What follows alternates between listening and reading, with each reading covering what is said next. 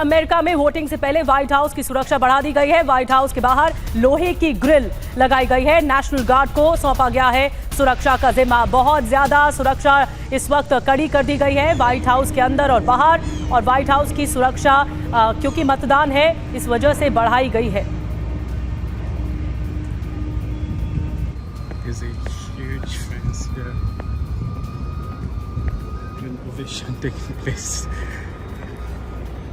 और आइए कुछ दिलचस्प जानकारी आपको बताते हैं। 10 बड़ी बातें अब तक अमेरिकी चुनाव से निकल लगातार हम आपको दिखा रहे हैं, हमारे सहयोगी भी वहां पर मौजूद हैं। आइए बताते हैं 10 बड़ी बातें जो चुनावों से जुड़ी हुई हैं। अमेरिका के सभी 50 राज्यों में आपको बता दें आज वोट डाले जाएंगे। अमेरिका के 26 करोड़ मतदाता नए राष्ट्रपति का चुनाव करेंगे। जीत के लिए 538 इलेक्टोरल वोट में से 270 वोट की जरूरत होती है। स्विंग स्टेट के नतीजे तय करेंगे कि कौन होगा अमेरिका का राष्ट्रपति। अब स्विंग स्टेट पेंसिल्वेनिया जैसे स्टेट होते हैं जो तय ज्यादा करेंगे। 7.5 करोड़ से ज्यादा वोटर कर चुके हैं प्री पोल मतदान, जिससे काफी तस्वीर साफ हो जाती है। 26 लाख भारतीय मूल के वोटर्स भी आज वोट करेंगे। कमला हैरिस राष्ट्रपति पद के लिए चुनाव लड़ने वाली पहली अश्वेत महिला है और कमला हैरिस डेमोक्रेटिक पार्टी की उम्मीदवार हैं। डोनाल्ड ट्रंप लगातार तीसरी बार राष्ट्रपति चुनाव लड़ रहे हैं। और 10वीं बड़ी बात यह कि चुनाव में खतरे को देखते हुए FBI ने जो फॉरेन ब्यूरो ऑफ इन्वेस्टिगेशन है कमांड पोस्ट बनाई है ताकि किसी भी तरह से माहौल न बिगड़े। तो ये 10 बड़ी बातें हैं अमेरिकी राष्ट्रपति चुनावों से जुड़ी हुई, जिसको लेकर सुरक्षा बंदोबस्त कड़े कर दिए गए हैं। और वहीं एक और बड़ी खबर, अमेरिका चुनाव में वोटिंग से पहले FBI अलर्ट पर है। चुनाव में खतरे को देखते हुए FBI ने बनाई है कमांड पोस्ट और वॉशिंगटन DC में इलेक्शन कमांड पोस्ट तैयार की गई है। 80 लोगों का स्टाफ 24 घंटे करेगा चुनावी गतिविधियों की निगरानी।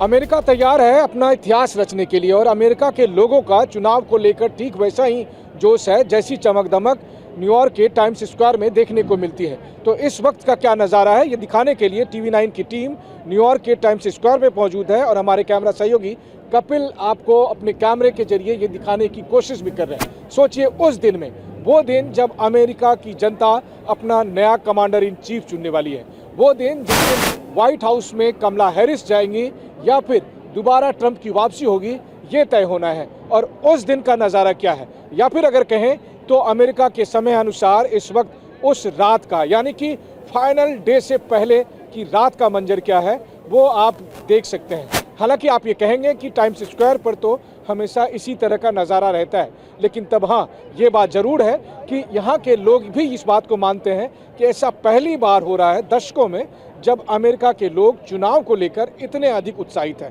क्योंकि उन्हें भी पता है कि इस बार चाहे नतीजा जो भी होगा लेकिन वो इतिहास के पन्नों में हमेशा हमेशा के लिए दर्ज रहने वाला है। वो इसलिए क्योंकि हो सकता है कि इस बार शायद अमेरिका को पहली महिला राष्ट्रपति मिल जाए या फिर डोनाल्ड ट्रंप एक नया इतिहास बनाएंगे जब राष्ट्रपति चुनाव में वो 3 बार चुनाव में पार्टिसिपेट करेंगे और अगर वो जीतते हैं तो 2 बार उनकी जीत दर्ज की जाएगी। लेकिन इन सब के बीच अमेरिका के लोग जो कि घरेलू मुद्दों के साथ साथ अंतर्राष्ट्रीय मुद्दों को भी प्रभावित करने वाले इस चुनाव में अपना वोट डालने जा रहे हैं। तो बहुत से लोग यानी कि करीब 8 करोड़ लोगों ने अर्ली वोटिंग का प्रयोग कर लिया है और लगभग आधे लोग यानी 8 से 10 करोड़ के बीच अनुमान है जो अगले कुछ घंटे में अपना वोट डालने जाएंगे। इसलिए बेहद अहम है, TV9 की कवरेज इस चुनाव को लेकर लगातार जारी है और हम न्यूयॉर्क और अमेरिका के तमाम दूसरे शहरों से लगातार आपको बताने वाले हैं कि चुनाव में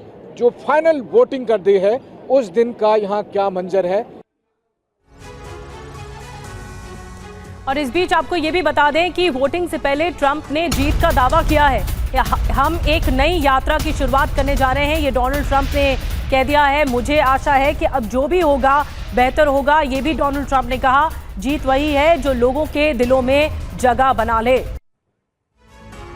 और जैसा कि हमने आपको बताया है कि भारतीय समय के मुताबिक आज शाम 4 बजे से अमेरिका में मतदान शुरू हो जाएगा। हालांकि 7 करोड़ से ज्यादा अमेरिकी मतदाता अर्ली वोटिंग में मतदान कर चुके हैं, लेकिन सबसे अहम बाजी टिकी है अमेरिका के स्विंग स्टेट्स पर, जो कभी भी पाला बदल कर जीतने वाले को हरा सकते हैं या फिर हारने वाले को जिता सकते हैं। स्विंग स्टेट्स बताया जा रहा है। देखते हैं अमेरिका के सर्वे में इन स्विंग स्टेट्स में किसके लिए कैसे रुझान दिखा रहे हैं। क्या है स्विंग स्टेट्स, ये जानिए। चुनाव में राज्यों को 3 तरह की श्रेणियों में बांटा गया है। एक है रेड स्टेट्स और जिसमें 1980 से रिपब्लिकन की जीत हुई है। दूसरा है ब्लू स्टेट्स, 1992 से डेमोक्रेट्स का वर्चस्व यहां देखने को मिल रहा है। और तीसरा है स्विंग स्टेट्स, रिपब्लिकन डेमोक्रेट्स के बीच करीबी लड़ाई है। इन राज्यों में जीत का अंतर बहुत है। 2020 में जो बाइडेन 10,000 वोटों से एरिजोना में जीते थे। तो देखिए स्विंग स्टेट्स काफी अहम रोल निभा रहा है इस बार के चुनाव में।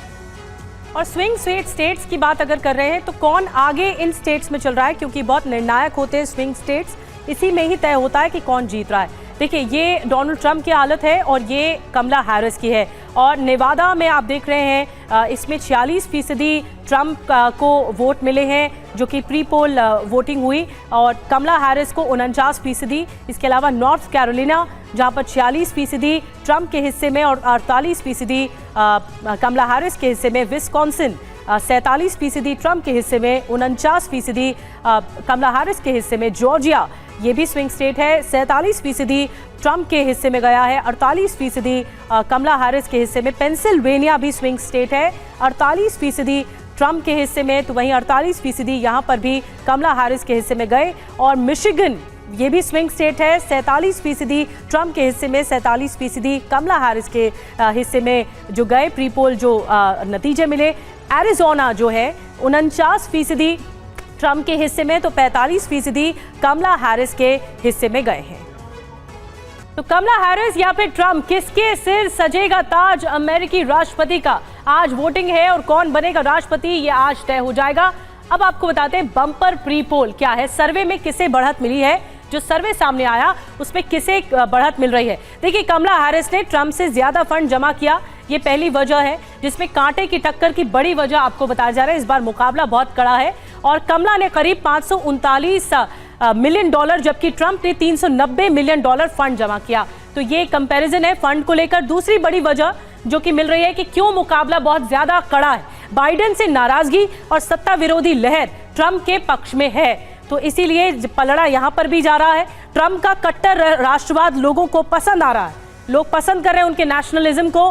प्रवासियों के मुद्दे पर कठोर स्टैंड से कमला हैरिस के मुकाबले ट्रंप का जो पलड़ा है वो भारी नजर आ रहा है, तो इसीलिए कांटे का मुकाबला है और ये बड़ी वजह है। चौथी वजह, महिला वोटर्स में कमला हैरिस ट्रंप के मुकाबले ज्यादा पॉपुलर है महिलाओं में, तो गर्भपात के मुद्दे पर कमला के स्टैंड को लोग पसंद कर रहे हैं, जो उन्होंने अपनी नीति क्लियर की है। पांचवी बड़ी वजह आपको बता रहे हैं, रूस यूक्रेन जंग चल रही है, पश्चिम एशिया में युद्ध से लोग डेमोक्रेट से नाराज है, तो इसीलिए ये थोड़ा सा डामाडोल स्थिति है। लेकिन युद्ध रुकवाने का ट्रंप का वादा लोगों को पसंद आ रहा है, ये भी कहा जा रहा है। तो ये कांटे का मुकाबला दोनों के बीच में, मिस्टर वर्सेस मैडम के बीच में दिखाई दे रहा है। और वहीं न्यूयॉर्क में मौजूद संवाददाता मनीष झा की एक रिपोर्ट आपको दिखाएंगे कि ट्रंप या कमला हैरिस के जीतने पर दुनिया में क्या असर होगा। कुछ ही घंटों में अमेरिका की जनता डोनाल्ड ट्रंप और कमला हैरिस की किस्मत का फैसला करने वाली है। वैसे तो अमेरिकी चुनाव का असर पूरी दुनिया पर पड़ता है, लेकिन दो ऐसे खास व्यक्ति हैं जिनका इस चुनाव में सीधा सीधा संबंध है। एक है यूक्रेन के राष्ट्रपति जेलेंस्की और दूसरे हैं दुनिया के सबसे अमीर व्यक्ति में से एक एलॉन मस्क। और ऐसे में इस चुनाव का सीधा सीधा असर इन दोनों पर पड़ेगा। अगर ट्रंप जीतते हैं तो फिर ऐसे में ट्रंप पहले ही ऐलान कर चुके हैं कि वो रूस और यूक्रेन के युद्ध को बंद करा देंगे, यानी वो जेलेंस्की पर दबाव डालेंगे कि वो तमाम तरह की रियायतों को माने, तमाम तरह के कंडीशन को मान जाए, और फिर वो इस युद्ध में अमेरिका अब उसका साथ नहीं देगा, इसलिए रूस के साथ बातचीत के लिए टेबल पर आ जाए। वहीं दूसरी तरफ एलन मस्क के खिलाफ इस वक्त बहुत सारी जांच चल रही है और अगर ट्रंप जीतते हैं तो वो सब जांच खत्म हो जाएगी। लेकिन अगर ऐसा नहीं हुआ, डोनाल्ड ट्रंप हार गए, तो वैसी स्थिति में इन दोनों के साथ क्या होगा? फिर एलन मस्क के खिलाफ जो जांच चल रही है, ऐसा लग रहा है कि कमला हैरिस के राष्ट्रपति बनने के बाद वो जांच आगे बढ़ेगी और फिर ऐसे में एलन मस्क के खिलाफ कड़ी कार्रवाई हो सकती है और उन्हें जेल तक जाना पड़ सकता है। वहीं दूसरी तरफ जेलेंस्की की बल्ले बल्ले हो सकती है, यानी जिस तरह का समर्थन अमेरिका लगातार यूक्रेन को दे रहा था, कमला हैरिस के बनने के बाद जेलेंस्की को वो समर्थन जारी रहेगा और तब ऐसे में रूस और नाटो की सीधी जंग हो सकती है। तो इसीलिए अगले कुछ घंटे बेहद खास हैं, न केवल अमेरिका के लिए बल्कि बाकी दुनिया के लिए और इनके साथ साथ एलन मस्क और जेलेंस्की जैसे लोगों के लिए भी। कैमरामैन कपिल बेदी के साथ Manish Jha, TV9 Bharatvarsh, New York, America. और कनाडा में खालिस्तान समर्थकों ने एक बार फिर हिंदुओं को निशाना बनाया। एक और बड़ी खबर आपको बता रहे हैं, ब्रैम्पटन में आपने देखा हिंदू सभा मंदिर में किस तरह से तोड़फोड़ की गई और खालिस्तानी कट्टरपंथियों ने जमकर बवाल किया था। मंदिर में आए हिंदुओं के साथ मारपीट तक की गई थी, लाठी डंडों से हमला किया गया था, मंदिर में तोड़फोड़ की गई थी। कनाडा में हिंदू निशाने पर हैं। हिंदुओं पर हुए इस हमले के बाद ये सोचने पर मजबूर कर दिया गया कि क्या अब कनाडा में भी हिंदू सुरक्षित नहीं है? क्या कनाडा में रह रहे लाखों हिंदू इस वक्त खतरे में हैं? क्योंकि जिस तरह से हमला हुआ वो कई सवाल खड़े करता है।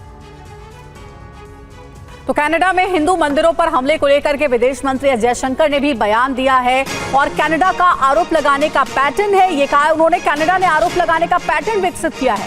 कनाडा में चरमपंथी ताकतों को जगह मिलती है।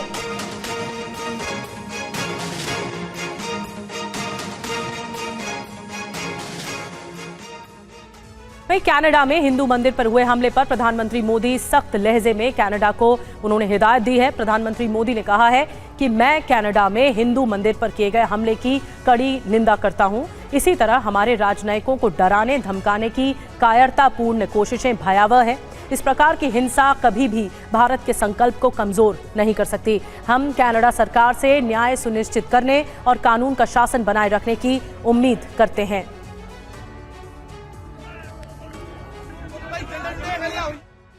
और वहीं ब्रैम्पटन के जिस हिंदू सभा मंदिर पर हमला हुआ उसके पुजारी ने हिंदुओं से एकजुट होने की अपील की है। कनाडा का ये वीडियो सोशल मीडिया पर वायरल हो रहा है।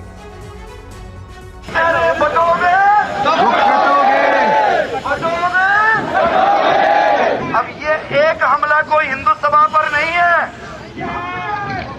ये मत सोचना कि हिंदू सभा के ऊपर हमला हुआ। ये हमला पूरे वर्ष में दुनिया में जितने हिंदू हैं सबके ऊपर है। आज समय वो आ गया जब आज हम लोगों को अपने बारे में नहीं, अपने आने वाली संतति के बारे में सोचना पड़ेगा। सबको एक होना पड़ेगा। हम किसी का विरोध नहीं करते, लेकिन कोई हमारा विरोध करेगा तो लोगों को एकजुट करने की कोशिश हो रही है। आपने ये वायरल वीडियो देखा जो कि कनाडा के ब्रैम्पटन से सामने आया। खालिस्तानी समर्थकों की गुंडागर्दी और पुलिस की बर्बरता को लेकर कनाडा में रह रहे अल्पसंख्यक हिंदुओं में बहुत नाराजगी है। वो इसकी वजह ट्रूडो का खालिस्तानी प्रेम भी बताते हैं। हिंदू समुदाय की तरफ से कहा यह जा रहा है कि ट्रूडो ने सिखों के वोट बैंक के लिए खालिस्तानी समर्थकों को खुली छूट दे रखी है और इसी वजह से कनाडा में हिंदू हाशिए पर आ चुके हैं।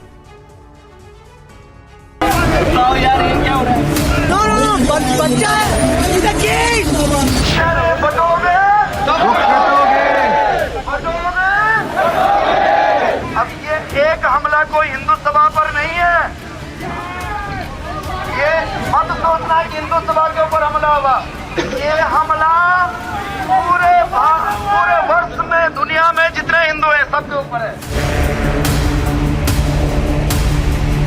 समय वो आ गया जब आज हम लोगों को अपने बारे में नहीं, अपने आने वाली संतति के बारे में सोचना पड़ेगा। सबको एक होना पड़ेगा। हम किसी का विरोध नहीं करते। Khalistan, right? Why don't you tell Hindus are bad, go back or whatever? Why do you put sorry police? We are not doing anything wrong. They kill them. They're just killing them. I told him, let me talk to these people. Tell them to Rastafari. Tell them to Rastafari. I told him.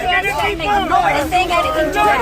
They are biased. Everybody is just yelling. We are just like very nice and nobody is Share your opinion. हम लोग वहाँ पर गए और हमने जो देखा it was very unfortunate through out the day, कह सकते हैं 4-5 घंटे जो वो लोग वहाँ पर जो भी तादाद थी 50-75-100 लोग वहाँ पर मौजूद थे और उन्होंने प्रोटेस्ट किया। सनातन को मानने वालों पर हुए हमले को लेकर भारत के राजनीतिक गलियारे में भी इसकी गूंज सुनाई दे रही है। एक सुर में नेताओं ने भारत सरकार के साथ खड़े रहने की बात कही है।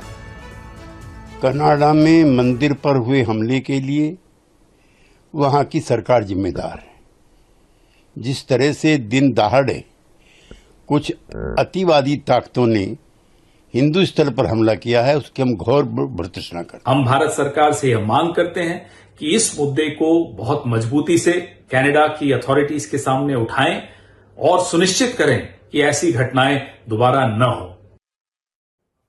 इधर कथावाचक देवकीनंदन ठाकुर ने भी कनाडा में हिंदू मंदिर पर हुए हमले को कड़े शब्दों में उसकी निंदा की है और इस मामले पर आरएसएस ने भी कड़ी कार्रवाई की मांग की है। मैं कनाडा की गवर्नमेंट से भी ये निवेदन करना चाहता हूं, क्या आपके यहाँ पर हिंदू सुरक्षित नहीं है, हिंदू देवालय सुरक्षित नहीं है? क्या इसलिए हम लोगों को टारगेट किया जाएगा कि हम हिंदू हैं? नहीं, ये गलत है। या तो आप ये कह दीजिए कि कनाडा में हिंदुओं की एंट्री बैन है, या फिर आप हमें और हमारे बच्चों को, हमारी पूजा स्थलों को सुरक्षा दीजिए, ये आपकी जिम्मेदारी है। खालसा की सृजना धर्म रक्षा के लिए हुई थी, ना कि धर्म को हानि पहुंचाने के लिए हुई थी। मैं फिर से कहूंगा, यह काम घोर निंदनीय है और यहीं पर आकर ये कहूंगा, कनाडा सरकार ने भी सब धर्मों की रक्षा के लिए, धर्म स्थलों की रक्षा के लिए सख्त कदम उठाने चाहिए ताकि ऐसी निंदनीय और अपराधपूर्ण घटना फिर से ना हो। और वहीं कनाडा के ब्रैम्पटन में हिंदू मंदिर हमले के खिलाफ देश में आक्रोश है। हिंदू संगठनों की ओर से देश के अलग अलग हिस्सों में विरोध प्रदर्शन किया गया। चंडीगढ़ में भी हिंदू संगठनों ने विरोध प्रदर्शन किया है।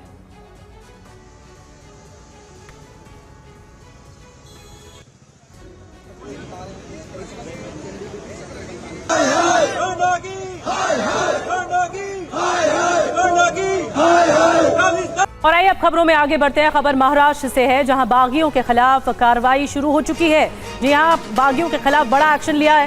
चुनाव से पहले बागियों पर उद्धव ठाकरे ने एक्शन लिया है। पूर्व एमएलए रूपेश महात्रे समेत कई नेता पार्टी से निष्कासित कर दिए गए हैं क्योंकि वो बागी हैं। विश्वास नांदेकर, चंद्रकांत गुगुल को पार्टी से निकाल दिया गया है। प्रसाद ठाकरे भी पार्टी से शिवसेना उद्धव गुट से बाहर कर दिए गए हैं। पार्टी विरोधी गतिविधियों के चलते ये एक्शन लिया गया। इससे पहले एक चेतावनी सामने आई थी उद्धव ठाकरे की, लेकिन अब चेतावनी के बाद एक्शन ले लिया गया।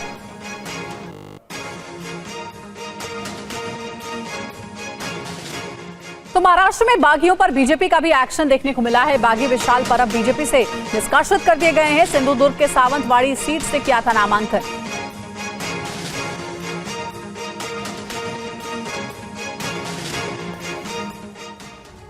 तो अब आपको बताते हैं कि कैसे ये बागी हो गए और फिर उसके बाद एक्शन लिया गया। महाराष्ट्र के चुनावी मैदान से 51 बागियों ने नाम वापस ले लिए। क्या कुछ हुआ है, आइए देखते हैं। महायुति और महाविकास अघाड़ी के कितने उम्मीदवारों ने नाम वापस लिए और कौन कौन प्रमुख चेहरे हैं नाम वापसी के बाद। माहिम में किस किस के बीच में मुकाबला है, इस पर आपको बता रहे हैं। देखिए, क्या महाराष्ट्र में मान गए 51 बागी, बीजेपी के 10, शिंदे गुट के 8, अजित पवार गुट के 6 और महायुति में 24। तो ये एक तरह से देखना होगा कि क्या बागी मान गए हैं। अब आपको बताते हैं महाविकास अघाड़ी में ये जो अलायंस है, जिसमें कांग्रेस, उद्धव ठाकरे गुट, शरद गुट, जिसमें कांग्रेस के 11, उद्धव गुट के 6 और शरद गुट के 4, जो अन्य हैं वो 6 हैं, कुल मिलाकर 21।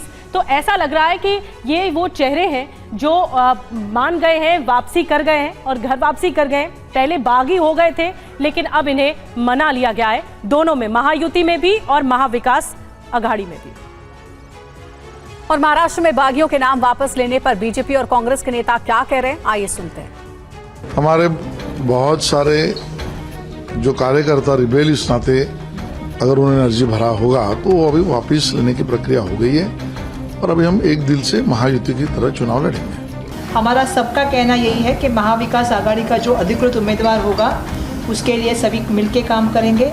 जितने भी हमारे थे सभी ने पीछे ले लिया है और आने वाले दिनों में महाविकास आघाड़ी की सरकार बनानी है। और इन चुनावों में चेहरे बहुत महत्वपूर्ण हैं। तो महाराष्ट्र के चुनावी दंगल में इस बार राज ठाकरे के बेटे अमित राज ठाकरे माहिम से ताल ठोक रहे हैं। पार्टी के मनाने के बाद भी अमित के विरोध में शिंदे गुट के बागी उम्मीदवार सदा सरवणकर खड़े हुए हैं। TV9 से खास बातचीत में अमित ठाकरे ने क्या कुछ कहा, आइए आपको सुनाते हैं। लोगों से प्यार मिल रहा है। जो उत्साह है, जो प्रेम है, वो मेरे लिए बहुत बड़ी बात है कि मैं पहली बार सबको मिल रहा हूँ। मेरा जब इलेक्शन लड़ना था तब मेरा एक ही एम था, कोई सामने हो या ना हो, मुझे सब तक पहुँचना है, मुझे मेरी विजन बतानी है और लोगों को पता होना चाहिए कि किस वो जो वोट कर रहे हैं वो किसको दे रहे हैं। ओपोनेंट के बारे में क्या कहना चाहेंगे? दो देखता हैं, एक शिवसेना से ही है, दूसरा शिवसेना सॉरी क्या बोलना चाहेंगे उनके? कुछ नहीं बोलना चाहेंगे, वो उनका विजन लेके आगे बढ़ रहे हैं, मैं मेरा विजन लेके आगे बढ़ रहा हूँ। उनको मुझे लगता है कि लोगों ने एक अपॉर्चुनिटी है जो देखी है। अगर मुझे लगता है कि अगर उनसे काम नहीं हो रहा है तो मुझे लगता है कहीं तो हमें बदलना चाहिए, एक बदल की ज़रूरत है। और अब आप ये जान लीजिए कि महाराष्ट्र में नामांकन वापस लेने के आखिरी दिन कितने उम्मीदवारों ने नाम वापस लिए हैं और अब कितने बचे हुए हैं। महाराष्ट्र में 2938 उम्मीदवारों ने अपना नाम वापस ले लिया है, नामांकन वापस लिया गया है। 288 विधानसभा सीट में 4140 उम्मीदवार अब मैदान में हैं। चुनाव के लिए 10,900 लोगों ने नामांकन भरा था और साथ ही बताया जा रहा है कि अब नामांकन वापस लेने के साथ ही अब कितने उम्मीदवार अब चुनावी मैदान में हैं ये क्लियर हो गया है। महाराष्ट्र में 2938 उम्मीदवारों ने नामांकन वापस लिया।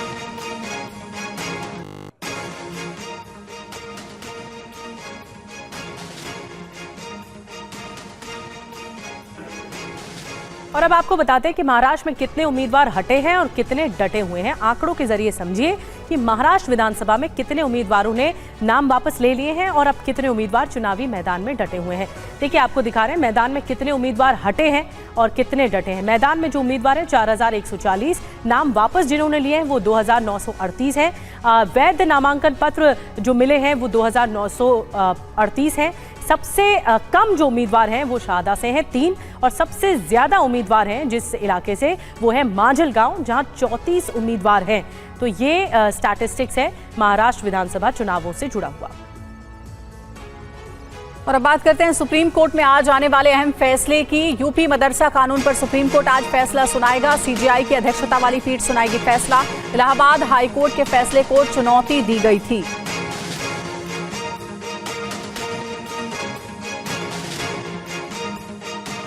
और आइए जानते हैं कि यूपी मदरसा कानून पर अब तक क्या क्या हुआ है। इलाहाबाद हाईकोर्ट ने अपने फैसले में क्या कहा था। यूपी मदरसा कानून पर सुप्रीम फैसला आज। अब तक क्या क्या हुआ है आपको बता रहे हैं। 22 अक्टूबर को सुप्रीम कोर्ट ने फैसला सुरक्षित रख लिया था। सीजेआई की अध्यक्षता वाली पीठ ने सुरक्षित रखा था फैसला। 5 अप्रैल को सुप्रीम कोर्ट ने हाईकोर्ट के फैसले पर रोक लगा दी थी। 22 मार्च को इलाहाबाद हाईकोर्ट ने मदरसा कानून पर सुनाया था फैसला। हाईकोर्ट ने कानून को संविधान और धर्मनिरपेक्ष के सिद्धांत के प्रिंसिपल के खिलाफ बताया था। हाईकोर्ट ने यूपी सरकार से छात्रों नियमित स्कूलों में दाखिला के लिए कहा गया था। और ज्यादा जानकारी पीयूष पांडे इस वक्त हमारे साथ हमारे सहयोगी जुड़ चुके हैं। पीयूष, आज के फैसले पर सबकी नजर है। सुप्रीम कोर्ट की तरफ से कई दलीलें सुप्रीम कोर्ट के भीतर दी जा चुकी हैं। अब क्या उम्मीद जताई जा रही है? बिल्कुल, देखिए, सुप्रीम कोर्ट ने पहले ही हाईकोर्ट के फैसले पर रोक लगा रखी है और उत्तर प्रदेश समेत अन्य राज्यों में जो ये डायरेक्टिव किया गया था कि आप मदरसों से ट्रांसफर कर दीजिए सरकारी स्कूलों में बच्चों को, उस पर भी रोक लगा दी गई थी सुप्रीम कोर्ट की ओर से। अब सुप्रीम कोर्ट सिर्फ ये फैसला करेगा कि हाई कोर्ट की ओर से जो दिया गया फैसला है वो सही है या फिर नहीं। और अगर सुप्रीम कोर्ट हाई कोर्ट के फैसले को पलटता है तो ऐसी स्थिति में 2004 में लाया गया उत्तर प्रदेश मदरसा एक्ट वो फिर से बहाल हो जाएगा। और सुप्रीम कोर्ट में उत्तर प्रदेश सरकार ने साफ तौर पर यह कहा था कि इस मामले में एक्ट को असंवैधानिक करार दिया जाना उचित नहीं माना जा सकता। ये जरूर है कि उसमें संशोधन करके उसमें सुधार किया जाए। अब देखना यह है कि सुप्रीम कोर्ट उत्तर प्रदेश सरकार की दलील पर आगे किस तरह का रुख अख्तियार करता है। जी, क्या पीयूष, वैकल्पिक व्यवस्था भी सुप्रीम कोर्ट की तरफ से बताई जाएगी कि अगर छात्र स्कूल जाएंगे तो उन इलाकों में स्कूल भी खुले? देखिए, इस मामले में जो निर्देश जारी करना है सुप्रीम कोर्ट को, तो हाई कोर्ट के फैसले की ओर से जो मदरसा एक्ट को असंवैधानिक करार दिया गया है उसके मद्देनजर जारी करना है। और सुप्रीम कोर्ट की ओर से ये साफ किया जाएगा कि मदरसा एक्ट में क्या खामियां हैं या फिर नहीं, और अगर उसमें कुछ खामियां हैं भी तो किस तरह के बदलाव उत्तर प्रदेश सरकार की तरफ से किए जाने चाहिए, इस संबंध में निर्देश जारी किए जा सकते हैं। नजर रहेगी सुप्रीम कोर्ट का फैसला क्या होता है। बहुत बहुत धन्यवाद इस पूरे मामले को समझाने के लिए। और अब बात करते हैं एक और चुनावी राज्य झारखंड की, जहां यूसीसी को लेकर सियासत गर्म है। झारखंड में यूसीसी पर सियासी आर-पार। कांग्रेस ने यूसीसी का विरोध किया है। यूसीसी केंद्र का कानून है, कांग्रेस ने कहा है बीजेपी जनता को गुमराह कर रही है। बीजेपी ने किया यूसीसी लागू करने का ऐलान।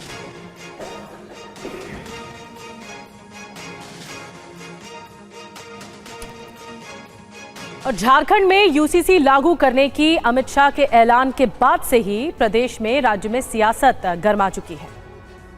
बीजेपी ने कहा है, गृह मंत्री अमित शाह ने कहा है कि झारखंड में हर हाल में यूसीसी लागू होकर रहेगा। नहीं, प्रॉब्लम क्या है, देखिए ये झारखंड का चुनाव है, इनके पास कोई विकास के मुद्दे नहीं है।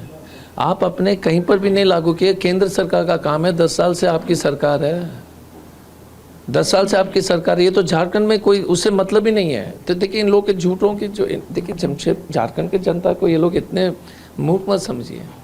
ये जो बोल रहे हैं वो कानून केंद्र का है, केंद्र में पारित होता है। 10 साल से तो कुछ किए नहीं, अचानक जो झारखंड में ला रहे हैं, टाइम पास है, क्योंकि ये लोग इनके पास कोई मुद्दे नहीं है। उदाहरण उत्तराखंड का दे रहे हैं। उत्तराखंड वही मैं बोल रहा ना, उत्तराखंड में भी लागू नहीं हुआ क्योंकि सिंपल है यार, it is a central law, it comes under the central list, ये कॉन्करेंट लिस्ट में भी नहीं है। झारखंड में यूसीसी लागू होना चाहिए। अब ये तो सरकार अपना घोषणा करती है, उनको अगर वो 370 हटाए तो उसका कितना फायदा हुआ नुकसान हुआ ये तो वही लोग तय कर सकते हैं। हम तो सरकार में नहीं है, मैं नहीं कह रहा हूँ। अगर सरकार को ये करना है तो रोको उनको कौन रहा है, लेकिन केवल बोलने से और लोगों में सेंटिमेंट पैदा करके वोट लेने का काम नहीं होना चाहिए। और वही 2 दिन पहले झारखंड में घोषणा पत्र जारी करते हुए गृह मंत्री अमित शाह ने यूसीसी को लेकर क्या कहा था, आपको सुनाते हैं। एक अपप्रचार हेमंत सोरेन एंड कंपनी के द्वारा किया जा रहा है कि यूसीसी आएगा तो आदिवासियों के सांस्कृतिक अधिकार और उनके कानून समाप्त हो जाएंगे। हेमंत बाबू, झारखंड में यूसीसी जरूर आएगा। हमारी सरकार झारखंड में यूसीसी लाएगी, मगर यूसीसी से आदिवासियों को पूर्णतया हम बाहर रखेंगे। कोई आदिवासी के अधिकार और कानून को यूसीसी से हम नहीं छेड़ेंगे।